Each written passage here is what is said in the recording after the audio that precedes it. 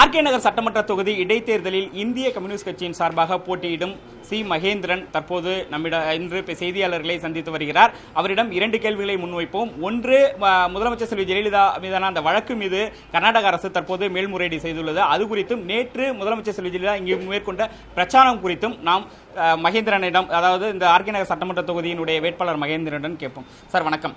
இன்று முதலமைச்சர் செல்வி ஜெயலலிதா மீது கர்நாடக அரசு உச்சநீதிமன்றத்தில் தற்போது மேல்முறையீடு செய்துள்ளது. இது குறித்து உங்களுடைய கருத்து? இந்த மேல்முறையீட்டை நாங்கள் முழுமையாக வரவேற்கின்றோம்.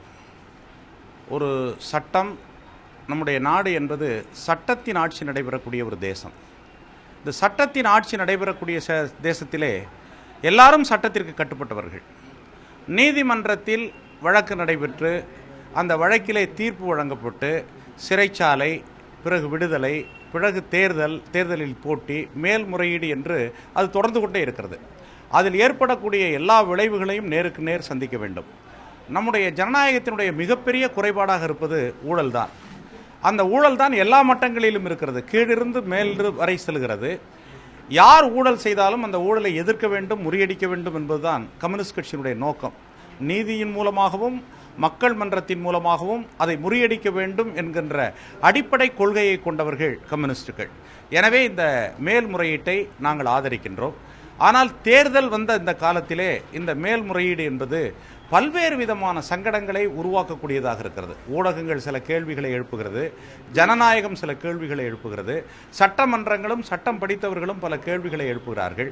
இவை எல்லாவற்றுக்கும் சில அடிப்படையான குழப்பங்கள் இதனால் தோற்றுவிக்கப்படுகிறது. இது ஒரு ஜனநாயகத்தில் மக்களுக்கு இருக்கக்கூடிய நம்பிக்கையை அது சீர்குலைத்துவிடும் என்பதுதான் என்னுடைய ஆழமான அபிப்பிராயம். அதாவது நேற்று முதலமைச்சர் செல்வி ஜெயலலிதா இந்த தொகுதியில் தன்னுடைய தேர்தல் பிரச்சாரத்தில் ஏராளமான நலத்திட்ட உதவிகள் செய்யப்பட்டுள்ளதாக, நலத்திட்டங்கள் இந்த தொகுதியில் அமல்படுத்தப்பட்டுள்ளதாக பட்டியலிட்டார். நீங்கள் தொடர்ந்து கடந்த 10 நாட்களாக உங்களுடைய பிரச்சாரத்தில் இந்த தொகுதி தொடர்ந்து புறக்கணிக்கப்பட்டு வருவதாக, 50 ஆண்டு காலம் எந்தவித அடிப்படை வசதிகள் இல்லை என்றும் நீங்கள் பிரச்சாரம் செய்து வருகின்ற இந்நிலையில் நேற்றைய முதலமைச்சருடைய பிரச்சாரத்தை எப்படி பார்க்கிறீர்கள்?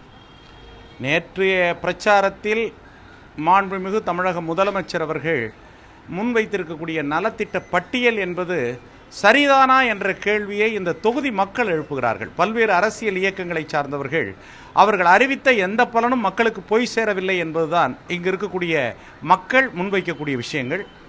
இது மறு ஆய்வு செய்யப்பட வேண்டும். இது என்னுடைய முதல் விஷயம்.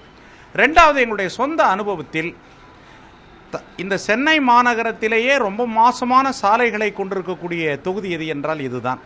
குறுகலான சந்து, மேடு பள்ளமானவை, இவையெல்லாம். ஏனால் தேர்தல் பிரச்சாரத்தை மக்களிடம் நேரடியாக ஓட்டு கேட்டவன் என்ற முறையில், ஒவ்வொரு வீடாக சென்று ஓட்டு கேட்டவன் என்ற முறையிலே நான் அறிவேன், என்னுடைய கால்கள் அறியும் அந்த துயரத்தை. அதனால் அந்த சாலைகள் செப்பனிட்டோம் அப்படின்னு அவங்க சொல்கிறதெல்லாம் சரி கிடையாது. குடிக்க தண்ணீர் இல்லாமல் மக்கள் அலைந்து கொண்டே இருக்கிறார்கள். நோய் எல்லையில்லாத நோய்கள் இங்கே இருக்கிறது. ஆனால் இது எல்லாவற்றையும் விட கம்யூனிஸ்டுகளாகிய நாங்கள் எழுப்பக்கூடிய பிரச்சனை, ஒரு மனிதனுக்கு அடிப்படையானது இருப்பிடம், 2வது குடிநீர், 3வது வேலை வாய்ப்பு, 4வது அவன் வாழக்கூடிய இடம் சுகாதாரமான இடமாக இருக்க வேண்டும். இந்த 4ஐயும் வைத்து பார்க்கிற போது மனித வாழ்வினுடைய தரம் என்பது மிக மிக குறைந்த ஒரு இடமாக இந்த ஆர்கே நகர் தான் இருக்கிறது. இறுதியாக ஒரு கேள்விங்க. நேற்று முதலமைச்சர் தன்னுடைய பிரச்சாரத்தில், அதாவது சட்டப்பேரவையில் தங்களுடைய திட்டங்களை கம்யூனிஸ்ட் கட்சியினர் புகழ்ந்துள்ளனர். அப்படி இருக்கும் பொழுது வேற வழி இல்லாமல் தற்போது தனக்கு எதிராக தற்போது பிரச்சாரம் மேற்கொண்டுள்ளனர் என்ற ஒரு கருத்தை பதிவு செய்தார். இது குறித்து உங்களுடைய பதில்? சட்டமன்றத்தில் இந்திய கம்யூனிஸ்ட் கட்சியினுடைய உறுப்பினர்கள், மார்க்சிஸ்ட் கம்யூனிஸ்ட் கட்சியினுடைய உறுப்பினர்கள் ஆக்கப்பூர்வமான செயல்பாடுகளை வரவேற்றிருக்கிறார்கள். இது இந்த ஆட்சியில் மட்டுமல்ல. நாங்கள் காங்கிரஸ் கட்சியை எதிர்த்து எதிர்கட்சியாக போட்டியிட்டு வெற்றி பெற்ற 1952ஆம் ஆண்டு தேர்தலில் சட்டமன்றத்திலும் காங்கிரஸ் கட்சி கொண்டு வந்த தீர்மானத்தை ஆதரிச்சிருக்கிறோம். சில தீர்மானங்கள் மக்கள் நலன் பயக்கும் திட்டங்களை, மக்கள் விரோதத்தை எதிர்த்திருக்கிறோம். திமுகவோடையும் கூட்டணி இருந்திருக்கிறோம், அதிமுகவோடையும் கூட்டணி இருக்கிறோம், ஆட்சி பொறுப்புக்கு வந்திருக்கிறோம்.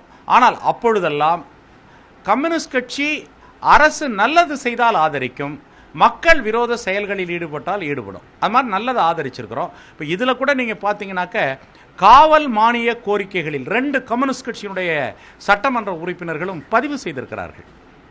எவ்வளவு மோசமான நடவடிக்கை இந்த அரசாங்கத்தில் இருக்குன்னு.